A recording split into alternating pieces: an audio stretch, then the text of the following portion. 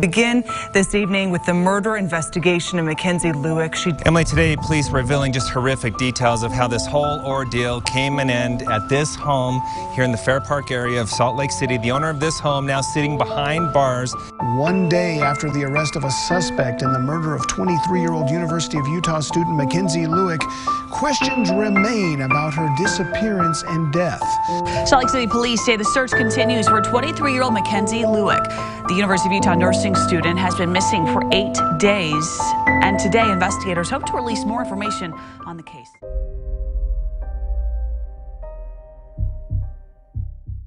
Her disappearance remains a chilling mystery, leaving everyone in the dark. No one knows her fate, and that uncertainty is nothing short of terrifying. As the Lyft driver vanished into the night, Hatch Park remained shrouded in darkness, a silent witness to the secrets that lingered in the shadows. In the dead of night, just past the witching hour of 3 a.m., the world lay shrouded in darkness. Before we find out all the details, what do you think? Has this crime been solved or not? Write your bet in the comments. It was a fateful Monday. Just 1 hour after her arrival in Salt Lake City, 23-year-old Mackenzie Lueck stepped into a world that would soon turn dark. She was making her way back from her grandmother's funeral in California, a journey marked by sorrow and reflection. There she was, a solitary figure beneath the looming trees, dragging her suitcase across the grass, inching closer to the parked car that awaited her departure. Many questions linger in the shadows, but one chilling fact stands out. Within mere minutes, her phone was silenced, never to flicker back to life. And there he stood, the man lurking in the shadows, having already disabled the security cameras that once watched over his domain.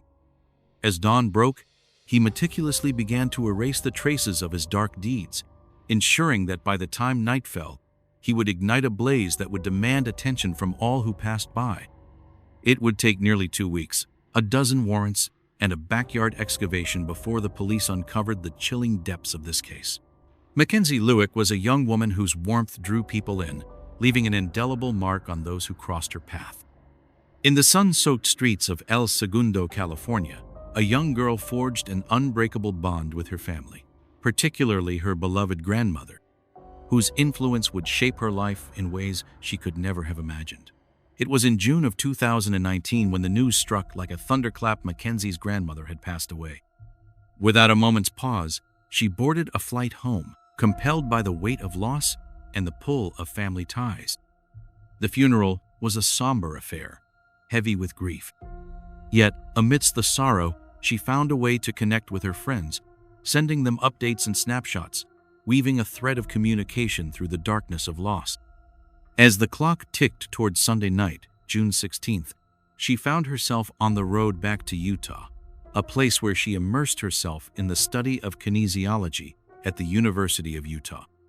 Mackenzie was driven by an insatiable ambition. Her aspirations were set for graduation in 2020, a year that held promise and potential. Conversations with advisors had sparked her interest in nursing, and even the daunting path of medical school loomed on the horizon. Beyond the classroom walls, she toiled away at a biological testing lab, her nights filled with the camaraderie of the Alpha Chi Omega sorority. Her life unfolded like a tapestry woven with dreams, aspirations, and a circle of admirers who cherished her deeply. In the early hours of June 17th, precisely at 1:30 a.m., Mackenzie's flight made its descent into the bustling airport of Salt Lake City. After sending a reassuring text to her mother, confirming her safe arrival, she slipped into a Lyft taxi at precisely 2:42 a.m., the night cloaked in shadows and secrets. Yet, Mackenzie chose not to return home. Instead, she instructed the driver to take her to Hatch Park, a destination roughly 20 minutes down the road. As they pulled into the destination, she leaned in and whispered that she was about to meet a friend. The driver recounted that she seemed neither frightened nor anxious. She stepped out of the car, her suitcase rolling behind her as she crossed the grass, approaching a figure waiting in a different vehicle, shrouded in the shadows of the evening. In a chilling turn of events, the Lyft driver abruptly sped away, leaving behind an unsettling silence. It was the final moment anyone would catch a glimpse of Mackenzie Lueck, her presence fading into the shadows of an unfolding mystery. Residents of North Salt Lake find themselves on edge this evening as the police delve deeper into the ongoing investigation surrounding Hatch Park, the final location where 23-year-old Mackenzie Lueck vanished from sight. In the shadows of our apartment complex, just across the street, the undercover units prowled like hawks. They circled the area, their eyes scanning every corner, every detail, as if searching for the hidden truths lurking in plain sight. 3 vehicles just cruised down the road, their presence a stark reminder of the ongoing search. Residents across from the park watch closely as state police persistently request nearby surveillance footage. The tension in the neighborhood thickens as they patrol, all eyes on the hunt for Mackenzie. At this time, we cannot confirm the make and model of the vehicle that picked up Mackenzie or the description of the person at Hatch Park on June 17th. Lueck Mackenzie and Ayoola Ajayi first crossed paths months prior, their fates intertwined on a website known as Seeking Arrangement. This controversial platform served as a digital marketplace for sugar daddies and sugar babies, where desires and intentions mingled in the shadows of modern romance. Despite the heavy weight of stigma that hung in the air, Mackenzie's friends stood by her side, refusing to cast judgment. She stood alone, a fortress of financial savvy, her eyes sharp and unyielding to the world's deceptions. But what remained hidden from everyone was the true peril that an oiler posed. At first glance, he appeared to be a man of great achievement. Hailing from Nigeria, he had established himself as a U.S. resident, holding a green card. His career was marked by stints in IT roles at well-known companies, a testament to his skills and determination. He had even donned the uniform, serving briefly in the Army National Guard. Yet, lurking in the shadows, ominous signals began to emerge. In a twist of fate at Utah State University, Ayoola found himself expelled from campus in 2012, entangled in the web of visa violations and a looming theft investigation. Upon his return in 2015, it quickly became evident that his freedom would be short-lived once more. He delved into the world of computer science, immersing himself in the complexities of code and algorithms, yet the elusive cap and gown never graced his shoulders. In the year 2018, he took a bold step into the literary world by self-publishing a novel. The story, titled Forge Identity, unfolds around a teenager ensnared in a treacherous realm of violent crime. In a chilling twist of fate, 2 characters in the book meet a gruesome end, their lives extinguished and their bodies set ablaze, leaving behind a haunting mystery that lingers in the shadows. Yet the situation took a darker turn. Then there was the room. Only 2 months prior to Mackenzie's mysterious disappearance, a contractor stepped into the light with a haunting tale that would send shivers down the spine. A oiler had made a chilling request to construct a hidden soundproof room, lurking ominously beneath his front porch. He was eager to see it come to an end, and fast. He insisted that it should be devoid of any windows. The walls were destined to be adorned with hooks, each one a silent witness to the secrets they would hold. On that fateful day, a biometric fingerprint lock was destined to be installed on the door. When questioned about the purpose behind it all, he casually asserted that it was merely a hiding spot for alcohol, meant to keep it away from his Mormon girlfriend. The contractor, sensing an unsettling undercurrent, wisely turned down the job, as something about the request just didn't sit right with him. In a chilling twist, a local contractor has stepped into the spotlight, revealing that Ajayi approached him back in April with a peculiar request to construct a soundproof hidden room concealed behind a secret door within the house. Not a chance. Never before has anyone dared to pose such a question to me. After he declined the job offer, Ajayi didn't back down. He relentlessly pursued his goal, sending a barrage of texts that echoed his determination. He was relentless in his pursuit, urgency coursing through his veins. Money was merely a tool, a means to an end, as he raced against the clock, desperate to complete his task before his girlfriend arrived in town. In a chilling twist, a house cleaner would later reveal that Ayoola's residence was a veritable fortress of surveillance, with cameras strategically placed throughout, particularly in the bedroom. Unbeknownst to Mackenzie, A dark web of secrets lay just beneath the surface. As she slid into the passenger seat of his car at Hatch Park, a chilling certainty hung in the air. He had meticulously disabled his home security system, a calculated move that revealed the dark intentions brewing in his mind. He knew precisely what was about to unfold. It was the early hours of June 17th when Mackenzie sent a seemingly innocuous text to her mother at 2 a.m. Little did her family know that would be the last communication they would receive from her, plunging them into a chilling silence that would haunt them forever. Initially, they brushed it off as mere busyness. But when she missed a crucial midterm exam, neglected to feed her cat, and failed to appear at a wedding she had eagerly anticipated in California, the unsettling truth began to dawn on them. Alarm bells were ringing, and something felt terribly amiss. In a chilling moment, Greg Lueck, Mackenzie's father, picked up the phone to dial 911, his heart racing as he began to sense that something was terribly amiss. "I'm reaching out to request a wellness check on my daughter, if that's possible. All week, I've been reaching out, desperate to connect with her." I found myself pondering the unsettling thought of someone perhaps making their way to her house just to see if she's all right. The last time anyone laid eyes on her, she stepped off the plane, returning from the glitzy streets of LA. As the clock struck 1 a.m., the world outside lay shrouded in darkness, a silence that hinted at secrets waiting to be uncovered. She intended to summon an Uber and head home, but that was the last I ever heard from her. It was the witching hour, 1 a.m. On this fateful morning? No, it was 1 a.m. It was a Monday morning, the kind that held a promise of secrets waiting to be uncovered. For an entire week, we've been reaching out, desperate to make contact with her. It was unusual for her to leave a call unanswered, yet each attempt led only to the cold, unyielding sound of voicemail. But the question lingers in the air, heavy with suspense. Does anyone possess the key? Uncertainty looms, a shadowy figure in the narrative of life. The answer remains elusive, slipping through the fingers like sand, leaving behind only questions that echo in the silence. The landlord might have access. As for anyone else, I can't think of anyone besides her roommates who would possess a key. Have you ever considered this? Uncertainty looms, a shadow in the mind, leaving one to ponder the depths of the unknown. The landlord might just hold the key to the unfolding drama. It's hard to imagine anyone else having access, aside from her roommates, who were the only ones with a key to that place. In a surprising twist, I must retract my previous statement. She claimed she had dropped one behind the mailbox, a seemingly innocuous act that would haunt her.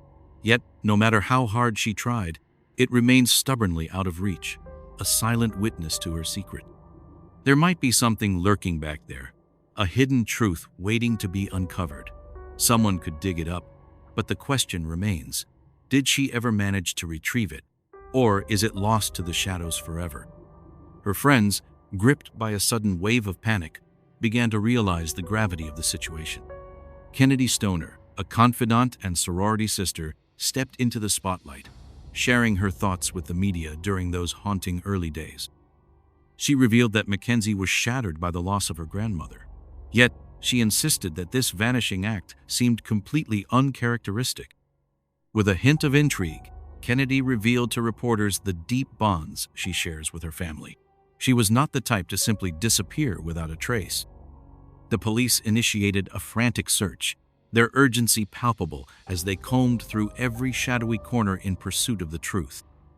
After her arrival at Salt Lake City International Airport, investigators meticulously followed the trail of Mackenzie's movements. The grainy surveillance footage captured a pivotal moment. She approached the baggage claim, her eyes scanning the crowd before she reached for a brown suitcase, its presence seemingly innocuous, yet laden with secrets. Her eyes held a weary calm, a facade that masked the turmoil beneath. In a chilling turn of events, investigators turned their attention to the Lyft driver who had transported her. He recounted the moment he dropped her off at Hatch Park, a seemingly innocuous location. With a calm demeanor, he confirmed that she had willingly entered another vehicle, leaving behind a trail of questions that would haunt those searching for answers. He claimed she appeared calm, almost serene, as she stepped into another vehicle without hesitation. He claimed that she appeared untroubled, showing no signs of distress or any indication that she needed assistance. It was one of those moments that could change everything. Just as I was about to shut down my app and head home, a new order pinged through, sending me to pick someone up downtown. Little did I know, this would lead me into the heart of an unfolding story. It was a seemingly ordinary day when I set out to collect that individual, unaware of the unfolding narrative that awaited me. It was as if they shared a secret language, a bond forged in the shadows of familiarity. The only words that pierced the air were those simple yet loaded. "How are you doing? How are you holding up?" Simple, unremarkable hellos. On the surface, everything appeared to be perfectly secure. It was clear that she recognized the figure waiting by the car, a familiarity that hinted at a deeper connection. In the chilling hours of the early morning, investigators uncovered that her last text message, a haunting farewell, was dispatched at precisely 2:58 a.m., directed to none other than Ayoola Ajayi. Just 1 minute later, her phone went dark, leaving an unsettling silence in its wake. In a matter of moments, the detectives honed in on Ayoola, their instincts guiding them toward the truth lurking in the shadows. Authorities revealed that a seemingly innocuous Instagram follow from Mackenzie's account just yesterday became a crucial clue, guiding them straight to this residence. In a twist of fate, the homeowner has now turned the property into an Airbnb. In the unfolding drama of this case, several search warrants were executed, with one notably targeting this home just last night. Today, silence reigns as no one responds. As the clock approached 1 p.m., a contingent of Salt Lake City police officers returned to the scene, their eyes scanning the surroundings through what appeared to be binoculars fixated on the home. Yet, despite their intense scrutiny, they refrained from stepping inside. A number of them were seen canvassing the neighborhood, their presence lingering in the shadows of the backyard. One can observe the very spots where law enforcement meticulously excavated the ground. As the night unfolded, our detectives meticulously gathered a trove of evidence. Detectives collected multiple items of evidence throughout the night that are in the process of being tested and analyzed. This will take some time. Each piece now undergoing rigorous testing and analysis, unraveling the threads of a complex mystery. Patience is a virtue, and this journey is no exception. It will require time, perhaps more than we anticipate. There was something unsettling about his narrative. The pieces simply didn't fit together. He staunchly denied any connection to Mackenzie, yet the phone records painted a starkly contrasting narrative. On the fateful day of June 26th, law enforcement executed a warrant, plunging into a meticulous search of Ajayi's residence.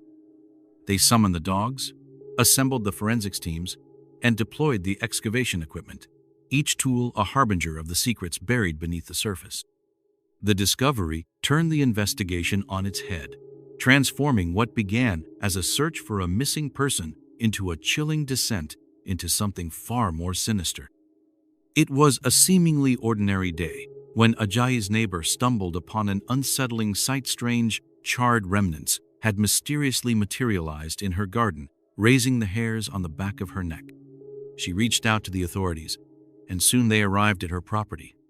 Behind Ajayi's garage, the police stumbled upon a freshly dug patch of earth. It didn't take long for that soil to yield evidence that no one ever wished to discover. Among the grim findings were human tissue, bone fragments, charred fabric, and something far more unsettling, what seemed to be a portion of a human scalp, with hair still clinging to it. In a chilling turn of events, authorities uncovered the charred remnants of Mackenzie's personal belongings scattered across the property.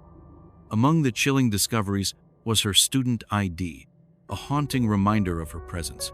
They also unearthed a red gas can, its sinister implications lingering in the air. The chilling discovery made in the back garden was confirmed through tests. The remains belonged to none other than Mackenzie Lueck. Here lies the suspect's backyard, a seemingly ordinary space that may hold secrets waiting to be uncovered. It was in this very spot that the police, driven by a relentless pursuit of truth, excavated numerous holes in the earth, each one a testament to the secrets buried beneath the surface. It was in this very location that investigators uncovered the grim remnants of charred human tissue, a haunting match to Mackenzie's DNA. Amidst the ashes, investigators uncovered personal belongings that once belonged to Mackenzie, now charred remnants of a life that had been. The evidence spoke volumes, hinting at a darker narrative lurking just beneath the surface. It was Chief Brown who bore the heavy burden of delivering the devastating news to Mackenzie's parents. It was a moment steeped in tension, a phone call that weighed heavily on my heart, one of the most challenging I had ever faced. Greg and his wife Diana found themselves engulfed in a wave of devastation and heartbreak upon receiving this news. Inside Ajayi's car lingered the unmistakable scent of gasoline, a telltale sign that something sinister was afoot.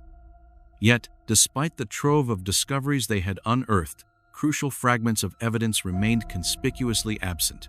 Captured in chilling detail, this is the body cam footage documenting the arrest of Ajayi. Stand up real quick. Good. We're just gonna. Get you up. Are you arresting me or something? No. Stand up. Then why you're gonna be detained for a little bit. You're being detained, but just for a second, okay? I gotta put you in handcuffs just while we're driving. Per policy, we're policy. just gonna go talk to detectives for a little bit. Why is you detaining me? On July 20, as the walls closed in and the weight of forensic evidence bore down upon him, Ayoola Ajayi made a move that would shock everyone. With the guidance of his attorney, he directed the police to their next point of interest. In the heart of Salt Lake City's Fair Park neighborhood, Ayoola's home stood, a silent witness to the unfolding drama of everyday life. At first glance, it appeared to be just another ordinary suburban rental, blending seamlessly into the neighborhood's facade. In the shadows of the mundane, a gray square structure looms, its silence heavy with untold stories. Yet, lurking within, a sinister force lay in wait, poised to unleash chaos. Once he lured Mackenzie into the confines of his lair, he secured her wrists with a sinister combination of zip ties and rope, ensuring her helplessness. He closed his hands around her throat, tightening his grip with a chilling determination. She pleaded with him to cease his actions. She put up a struggle, but he pressed on relentlessly.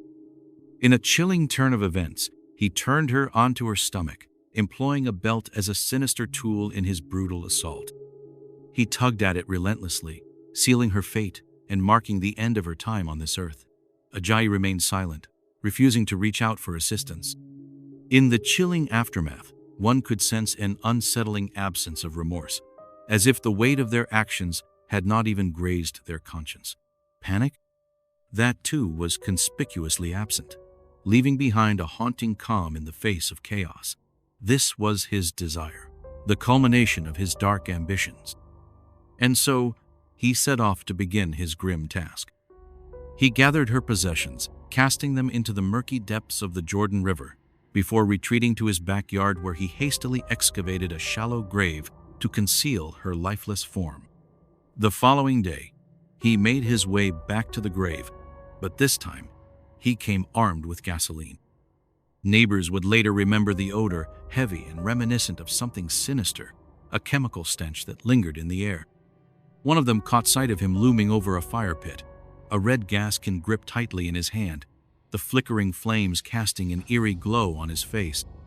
It was the very gas can that authorities would eventually discover tucked away in his vehicle. Receipts revealed that he acquired this can mere hours after Mackenzie disappeared into thin air. Logan Canyon, with its serpentine roads and picturesque trails, holds secrets in its shadows, inviting the curious to explore its depths. It's a place shrouded in tranquility, where souls seek refuge from the chaos of the world. Here, they inhale the crisp air, traverse winding trails, and embark on a journey of restoration. On that fateful day, July 3, 2019, a group of determined searchers ventured into the depths of Logan Canyon, guided by the chilling directions provided by Ajayi. They journeyed approximately 85 miles north of Salt Lake City, where, in a secluded wooded clearing just off a dirt road, they unearthed yet another shallow grave. It lay shrouded in the shadows, obscured by the dense canopy of trees and tangled underbrush. As the investigation deepened, they unearthed further evidence of his dark deeds' more charred remains.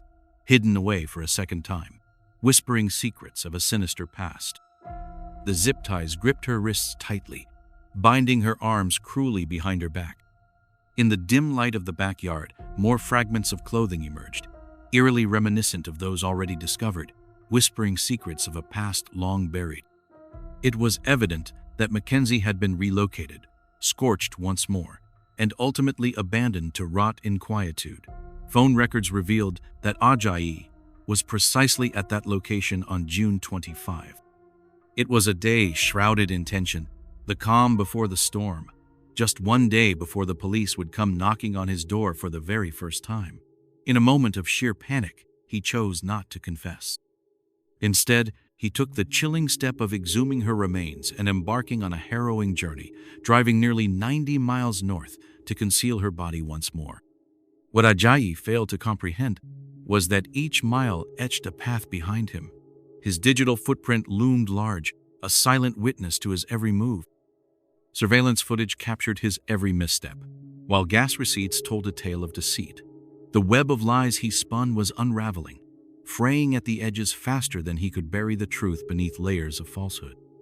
Mackenzie was discovered, a revelation that sent ripples through the community.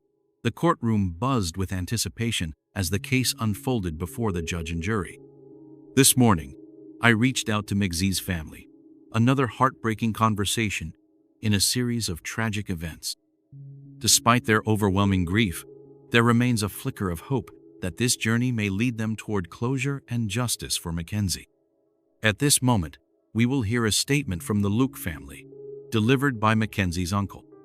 In a heartfelt statement, the Lueck family extends their sincere thanks to the Salt Lake City Police Department and the myriad of agencies that joined forces in this investigation.